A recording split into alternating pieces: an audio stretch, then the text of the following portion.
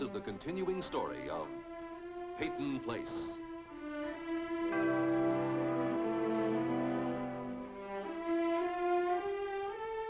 Starring Dorothy Malone as Constance Mackenzie, Warner Anderson as Matthew Swain, Ed Nelson as Michael Rossi, Mia Farrow as Allison Mackenzie, Ryan O'Neill as Rodney Harrington, and Barbara Parkins as Betty Anderson.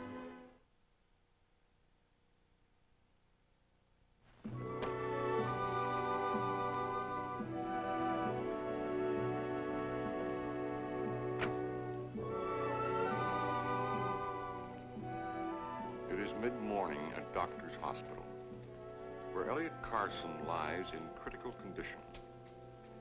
Leslie Harrington has been given special permission to visit him, for the message he brings may be in itself a matter of life and death.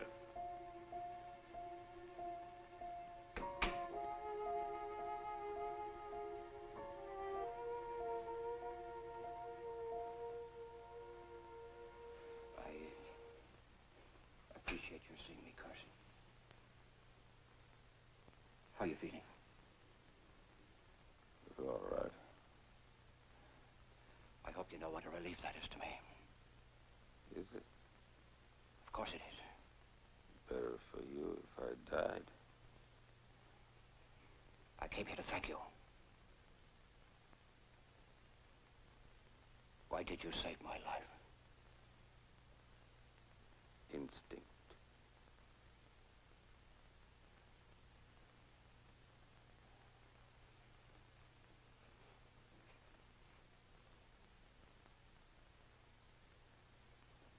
I want to pay the hospital bills.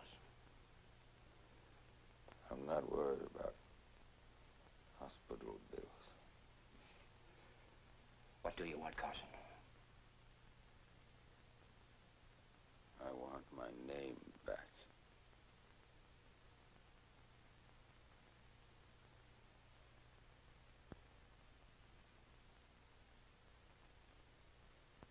The police will hear. Don't worry. I told them what they already knew. George is sick. I couldn't tell them anymore. Couldn't? Who would believe me?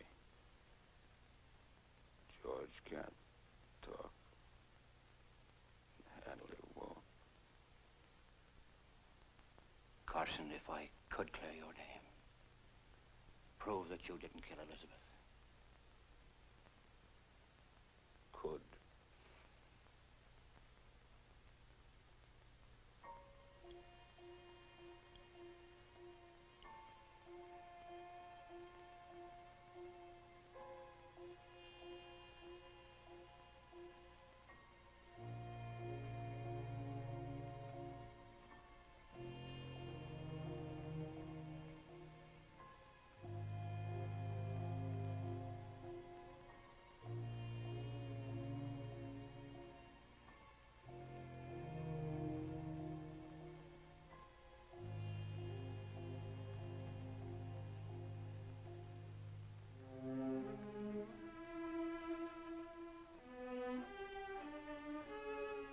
Much of a life, have you, Carson? Elizabeth, prison, a daughter who doesn't even know you. I swore I wouldn't do this. I swore I'd thank you and walk out. I'm going to clear you, Carson.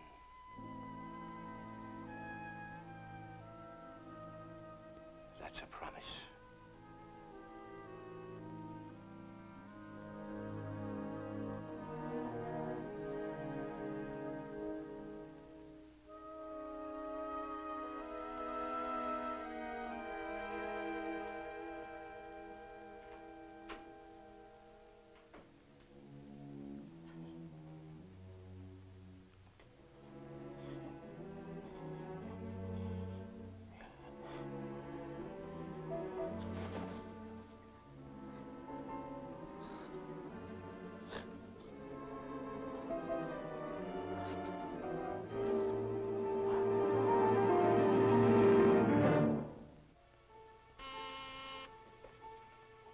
112.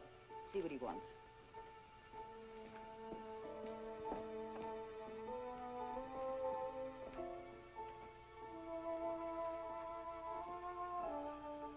Yes, Mr. Carson?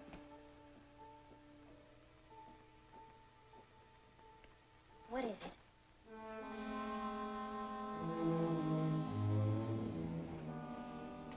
What do you think, Michael? Well, he's hemorrhaging. Surgery again? It's too soon to go back in now. How long do you think we can hold off? The bleeding could stop itself. We'll keep up the transfusion. You'll keep me advised. Of course. Dr. Rossi, can I see you a moment? Oh, yes, ma'am. Miss Choate said they might have to take Mr. Carson back into surgery. Yes, we're going to try and avoid that. Well, last night I thought he was going to be all right. Well, so did I. But, Doctor, if he dies, then my father's responsible. Well, Betty, your father was irresponsible at the time. That he'll have murdered someone. Nothing can change that. Be the man who murdered Elliot Carson.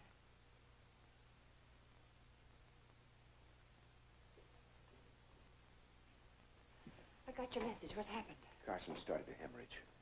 We're trying to stop it. Michael, is there a chance that he might... Die. I have to know, Michael. There is a chance, yes. He asked to see you.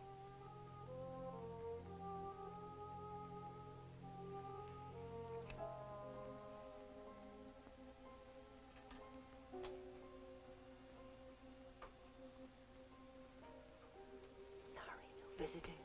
Isn't the sign on the door? Dr. Rossi gave me permission. Oh.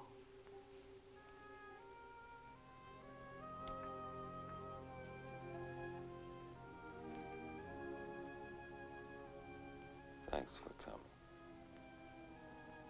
How you feeling? I'll make it. You can't stay long. I'll be right back.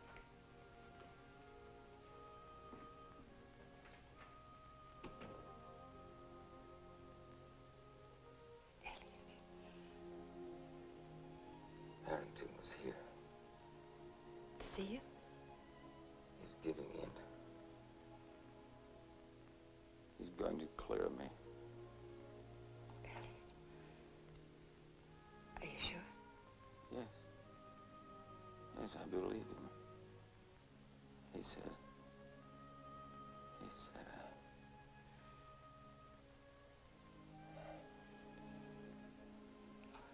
Don't talk. We'll have plenty of time to talk later. It was given to me by a grateful Aymara Indian patient. I hope you like it. For me? Well, thank you. He's a fierce-looking little fellow, isn't he? Doesn't he remind you of anyone? Here in Peyton Place? Our expired Chief Vernon Goswell. You know, all it needs is a loud hailer and a red helmet. I wonder if he took them with him when he retired. Can't you just see the old chief wearing his helmet down to breakfast and loud hailing Mrs. Goswell for his oatmeal? Great. It's funny what will remind you of home. That sounds like a touch of homesickness. Well, sort of. You get over it. Well, this is just a short leave, isn't it? Yes. Yes, I left early. It was more convenient. Now, how many people are there at the hospital? 7. 2 doctor-nurse married couples, 1 laboratory technician, Dr. Markham, and myself. And outside of Dr. Markham, had any of the others ever worked under these primitive conditions before? No, we all had a lot to learn. You can pick up the dialect, but it's hard to break through a 1,000-year wall of ignorance and superstition. That would take the dedication of a Dr. Markham. Even Vincent, sometimes, we all had our moments. Well, what is he like? Well, as you say, he's very dedicated and talented. He has a great ability both as a diagnostician and as a surgeon. No, I mean as a man.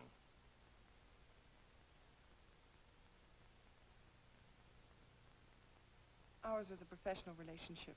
We worked together. It's very hard for me to think of him in any other terms.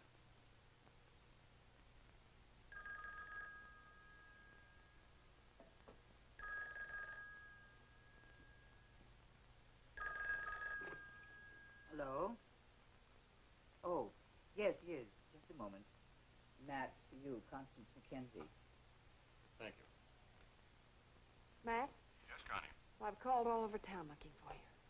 What's the matter? It's Elliot. He's had a relapse. How serious? Well, Michael tried not to alarm me, but... Matt, would you do me a favor? Would you go over to the college and get Allison? Bring her to the house? Well, certainly, Connie, but... Please, Matt, don't argue.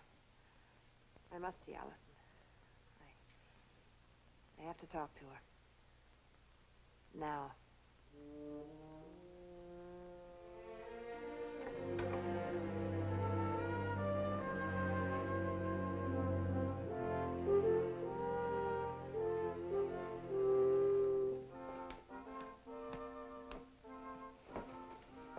Mr. Hanley's section in freshman English will not meet today. How come? I don't know. He never mentioned it in class yesterday. Well, a free cut is a free cut even at the last minute, huh? I wonder what could have gone wrong. Why, is it important? Could be. Oh? Maybe today is the day there was no English class.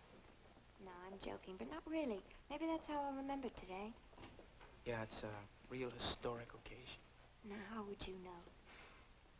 Then there was the night I took this book out of the library. It didn't start out to be the night. It was just a night, remember? We went to have pizza, then we went to the library, then we ran into Mr. Carson. You know, Allison, I don't understand any of it. Why he went up there, he hardly knew my father. Well, he's not really close to anyone, is he? He and I had just started to get to know each other, and then he shied away. Almost as if he couldn't let himself like me. That's what I mean. How could a man like Elliot Carson throw himself in the middle of this thing between George Anderson and my father? I mean, how would he even know? I've been thinking back over it. When we saw him, he was in an awful hurry. Yes, and we know why. Yes, but we didn't know then, and there was nothing to tell us what was going to happen. It started out to be just an ordinary night. At least as ordinary as things can ever be in Peyton Place. You know, I think when the world ends, it's just going to end on an ordinary day. I don't think I'd mind an ordinary day again. Allison! Uncle Matt! Hello, Mr. Swain. Rodney, I've been looking for you. Your mother asked me to come and pick you up. What is it? What's wrong? Is there anything I can do? No, not at all. There's nothing to be worried about. Your mother just wants to talk to you, that's all. Is she all right? Absolutely, I'll give you my word. Then what... She just has something to say to you. Now, come, I'll drive you home.